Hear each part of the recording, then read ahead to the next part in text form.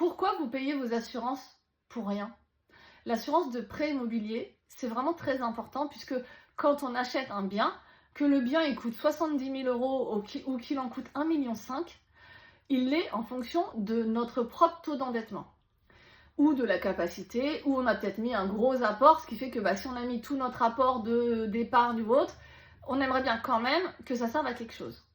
Le problème, c'est que l'assurance, c'est la dernière chose qui vous intéresse.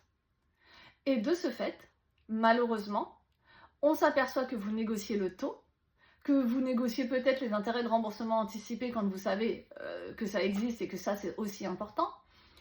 Et malheureusement, l'assurance sur ce prêt, vous signez en bas en fait. On vous dit tiens, signe l'assurance de la banque, bref, et vous signez. Vous ne posez pas de questions. Et le problème, c'est que quand, malheureusement, si ça arrive d'être en arrêt maladie, on s'aperçoit que vous êtes en arrêt maladie pour dépression et vous avez oublié de prendre l'option do et psy sans hospitalisation. Ça veut dire que si tu n'es pas hospitalisé un certain nombre de jours, j'ai encore eu le cas hier sur un dossier à 15 jours, je ne suis pas hospitalisée 15 jours pour ma dépression de façon consécutive en hôpital.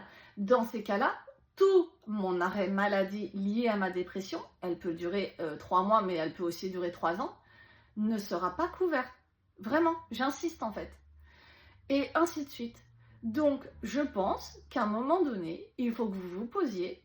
Oui, c'est beaucoup de paperasse.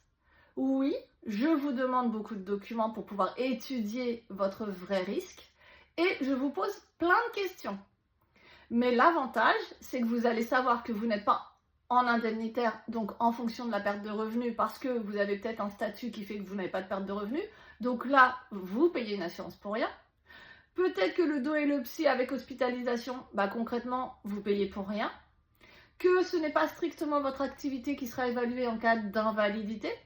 Et que donc, si l'expert ou la compagnie évalue que concrètement, oui, tu es en invalidité pour ta profession, mais bon, tu peux faire autre chose quand même. Et même si tu peux le faire que à temps partiel, eh bien moi, assureur, je ne te rembourse pas ton prêt. Donc, vraiment, prenez le temps, posez-vous les bonnes questions. Et surtout, posez-les au professionnel qui vous a fait l'assurance, que ce soit votre banquier ou que ce soit un courtier en prêt immobilier qui vous a peut-être fait l'assurance, ou un courtier en assurance qui a repris l'assurance une fois que vous êtes passé en banque et que vous vous êtes dit, c'est peut-être un peu cher, parce que c'est souvent la base de ce changement, c'est souvent le prix qui vous incite à changer, et que du coup, le professionnel a fait moins cher, pas mieux, juste moins cher.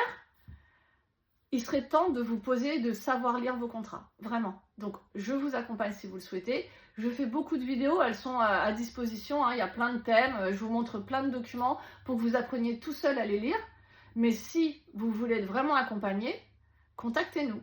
Parce que vraiment, l'assurance de prêt, comme certaines autres assurances, mais je ne vais pas rentrer dans ce détail, comme l'auto et le reste, l'assurance de prêt immobilier, vous la payez pour rien.